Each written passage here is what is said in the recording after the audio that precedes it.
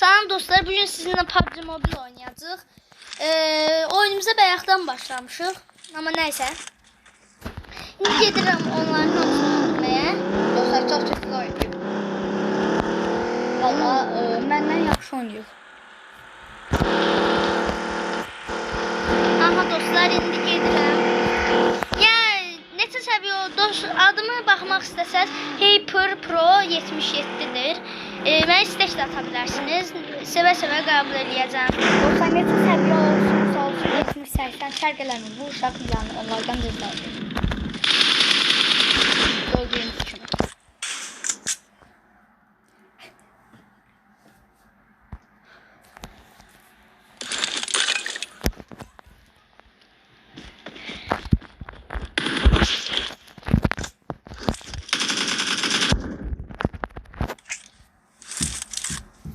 Dostlar arkanıza yaslanın ve bu videoyu izleyin.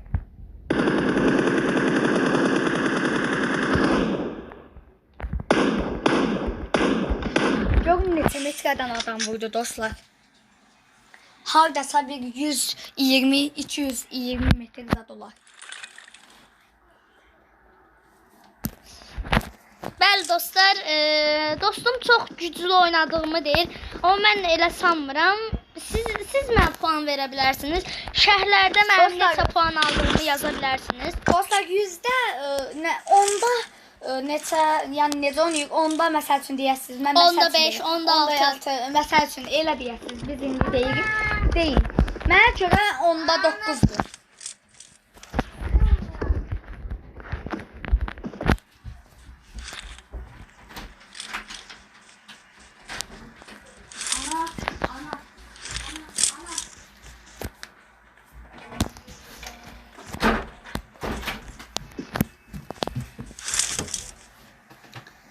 Dostlar oynadığı telefon Samsung'du, akıcıdır yani hassasiyet ayarlarında bakın.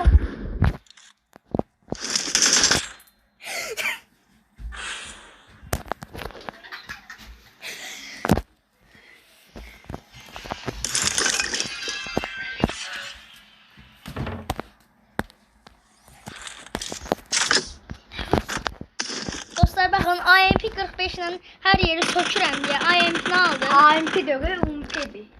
IMP deyirəm mən. Hə, bəli dostlar, mənim də əvvəllər YouTube kanalım var idi. Turan 56. Amma dostlar bunu indi Əliş deyə bir kanal var. Dostlar bugünlük videomuz bu qədərdir. Dostlar yenə də yaxşı oynadı. Mən də yaxşı oynadı dostlar. Görüşək. Sağ ol. Öpərək.